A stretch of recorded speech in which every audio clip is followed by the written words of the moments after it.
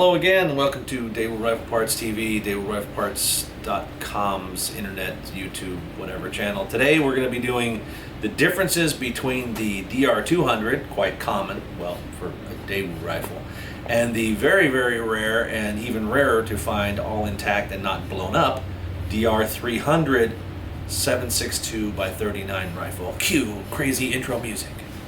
Anyway. This, as you know, DR200 rifle. It is your average, actually the most common, most numerous of all the Daewoo rifles, more common than any of the pre-89 rifles.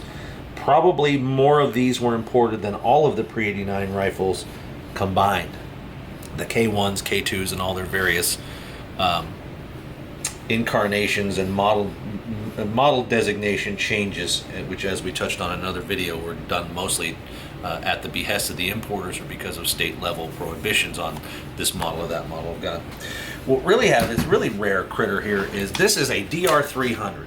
From import reports, as far as we know, Kimber out of Clackamas, Oregon was the only people who actually import these things, and the import numbers range at about 1,500. I mean, I've seen them all the way down into single digits. They typically start with RB or RA. Actually, RB is the 7.62x39. RA is what most of the serial number ranges are on the 5.56, which is actually marked 223 on the receiver of the 5.56 version. So this, as you can see, is a 3-digit serial number, 000-230 or 280. 7.62x39 millimeter. This was a flawed design from the start. The only reason that it was rushed through engineering and rushed into production was at the time, 1990. The nation, our nation, the U.S. of A, was awash in very cheap steel cased Chinese 7.62x39 ammunition. It was very, very cheap at the time. This is about the time that Colt started making the 7.62x39 version of their venerable AR-15, and the magazine that they chose to use, so they didn't have to use a different lower, was I don't have one right now, but I'm supposed to get a couple for this rifle, and we'll have a video on it later, was this bizarre thing called a Franken-Mag. And the top part of it, as you can guess, was straight, so it would fit in the magazine well, and the bottom part of it looked like it had a 7.62x39 AK steel magazine grafted onto the bottom of it. Not a very reliable mag. It contributed to some of the issues that these rifles had. They were imported specifically to deal with cheap ammunition, which was, of course, later halted from import by William Jefferson B.J. Clinton. I'm sorry, did I say B.J.? I meant President, esteemed President, sex pervert and serial sexual harasser and perjurer, Bill Clinton. So when these rifles were brought in, they had to make some changes to get them to, one, accommodate the cartridge, and to comply with current import rules at the time. Of course, it looks just like a DR200. It's got a soldered on fake flash hider. It's got no bayonet lug. You can see where the mill marks on the bottom of this one. And it has, of course, the ugly thumb hole stock. Except for the markings on the receiver well, the entire lower is the exact same as the DR200. So for our purposes, it's irrelevant. I'm going to remove this from the upper because we're just going to be talking about the upper. Like I said, the markings are the only thing different. As you can see from looking at it, this is the bolt hole open, and this is the Daewoo ejector. Now, the accommodation for the Daewoo type ejector, which was designed like this to avoid being sued by Colt, not that it helped, they were sued by Colt anyway, is a very positive ejection system, but it does weaken the bolt. On a 5.56 gun, this isn't a big deal because the Koreans, the ROK troops as they're known, or ROK Marines, the Republic of Korea, ROK, they use PMC ammo. PMC ammunition is world-class ammunition, and I don't mean that PMC bronze shit that they have made for them by somebody else. I mean true PMC, Korean-made ammunition is some of the most consistent, the cleanest burning, highest quality ammunition you can find in the world. Period. I challenge anybody on that. It's been great for years. So the bolt design, although it's the slot to accommodate this makes the bolt weaker, it doesn't typically manifest itself in the issued guns as issued to the ROK. It only manifests itself here in the USA, where every Billy Bob with a press and a powder measure thinks they can reload them some ammunition. And that, as we will talk about here in a minute, has led to some serious problems. So we'll set the lower aside, since like I said, it's exact same. And we'll pull this out. Now, one of the first things you'll notice if you have one side by side with a 5.56 one, like I do, is how much stronger the spring is. The recoil spring is probably a good 30 to 40% stronger on the 7.62 by 39 gun than it is on the 5.56 gun. Elsewise, they look the same. The recoil set looks exactly the same, very AK-ish. We've had this apart on another video, so you bring the charging handle all the way back. Bring the gas piston out. The gas piston separates from the carrier like that. We'll hit on some of the detail stripping aspects of this gun here in a minute, because I have to get it apart to show you what I'm talking about. As you see, this has not been fired very much. The gas pistons do fit like that, kind of sloppy. You kind of thread them in. They have an interrupted thread with a notch, and there's a very dinky roll pin there. We'll do another video in the future of how to change this. It's so simple, it'll be about a 45-second video. You just take the proper size roll pin punch and a hockey puck or a block or something, you drive it out and unthread it and thread in the US made one for your 922R compliance. So let's talk about the upper. The other thing they did to the upper is, other than of course a different barrel, a 311 bore barrel, 1 in 10 twist. The thing that they did to the upper was, in order to accommodate the larger extractor, they had to make a cut here. You can see where the locking lugs, as we said before on a different video, this is your typical AR type 7 lug 15-degree lockup. Well, you see this whole area is removed here to accommodate the larger case head and the dog leg type claw extractor that's required to work it. So you see this area that's all removed. This area is not removed. That's how you can look in at a glance and tell which one's which. Obviously, the chambers are both very different in size.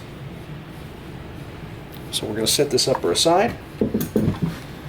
Take a look at the other end of the 7.62 by 39 upper. You'll notice that unlike the 5.56 223 upper, the little arrow is welded in. You can see the discoloration where it didn't parkerize quite right, because that's how parkerizing is. It doesn't parkerize the same when you have differential hardness. And so when you weld something, it always changes the hardness. And so that's how you can see that little blotch right there. That's where the arrow used to be on the old gas block. They merely modified the 5.56 gas blocks. And they also did away with the adjustable gas. They put a plug there, and you can almost see the swirling where they very good welder welded in like a nice radial pattern there, and did quite a nice job. And they're all typically flat like this. I've handled about 25 or 30 of them over the years, and they're all very nice and clean. You might find an occasional one that isn't. You also notice here the distinctive bulge on the sight hood on these. In a subsequent video, I will show you the purpose of the bulge. Never was apparent on any of the civilian guns, but I'll show you on a military machine gun upper what that bulge is for. So that's a little teaser for a future video. So we'll set the 5.56 one aside again. We'll set the 7.62 one aside again, because we're done with that. Those are the changes they made. They made the change to the barrel extension, and of course use a different barrel, modified the charging handle. So, we'll do with this one. This is the 5.56 one. And what we'll do is we'll like I said, we're going to do a little cross-pollination here. We have a firing pan. Looks very, very AR-15 like. Look, there's a cam pin, the bolt head, bolt carrier. Now on the 300 to the 200, all the parts are the same, except, as we said earlier, the spring is the same. Is not the same. The spring is heavier. The cam pin's the same. The bolt head obviously is not the same. Carrier is exactly the same. The extractor is its own creature. Let's move over here to the better light. And you can see the slot, as we mentioned, the slot on the Daewoo rifle to accommodate the travel under spring pressure of the ejector blade. I said this is not a big deal when you're using consistent, good ammunition. The engineers at Daewoo knew this wasn't a big deal if you were using consistent quality ammunition. But you see, this is what I call the bastard lug right here. Little tiny flap of lunch meat there that actually holds this lug to the bolt head. They use the same type of Carpenter alloy that they use in AR-15s for the Daewoo bolts. but they merely blew open the bolt face to accommodate the 7.62 by 39 round. Also, there may or may not be a difference in the firing pin protrusion on the 7.62 by 39 ones compared to the 5.56 ones. I have sold replacement firing pins in the past to where the as you see, it protrudes pretty good, but I've had customers call back and say, hey, the replacement firing pin you sold me doesn't detonate the rounds quite well enough. And my advice, if you're having issues with this, is to put a heavier, like an AR-15, the springs in a Daewoo rifle are the same as an AR-15 rifle, the hammer spring and trigger spring. So my advice is always to put a stronger one in there like they use for the 9mm conversions.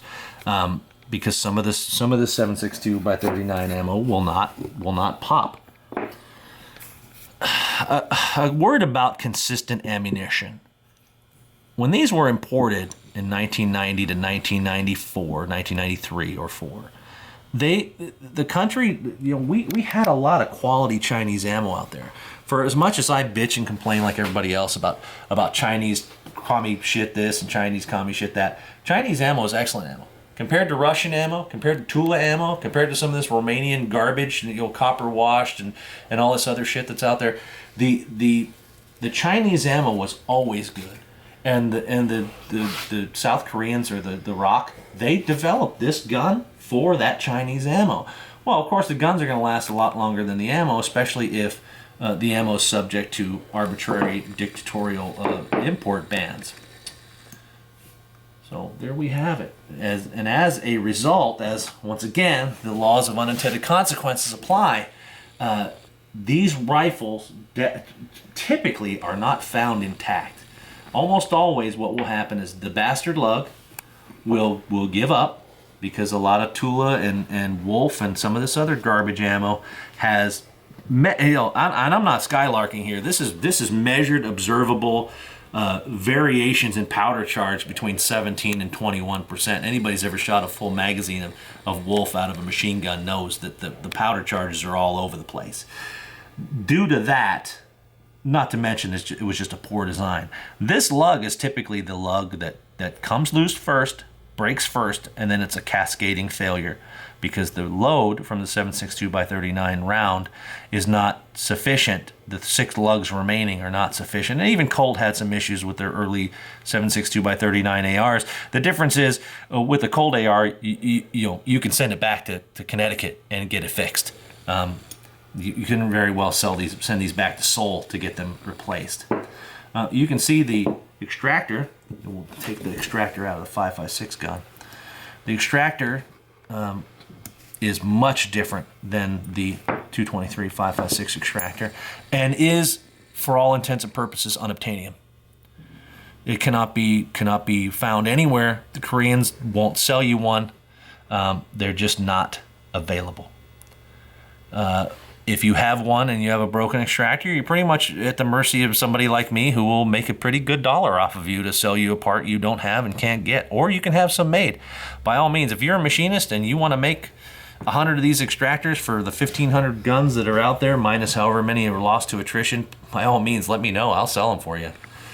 We get calls every day. Hey, got 300 part this for the 300, the part for this part for the 300, and we have to tell them no, we don't, because there's simply not enough of them in the country to make it a profitable venture. Now, our idea for the future is to take this bolt and make something like an AR bolt out of it, where you remove the plunger and blade from the lower and re-engineer the bolt with a real lug and a blind plunger, just like an AR-15.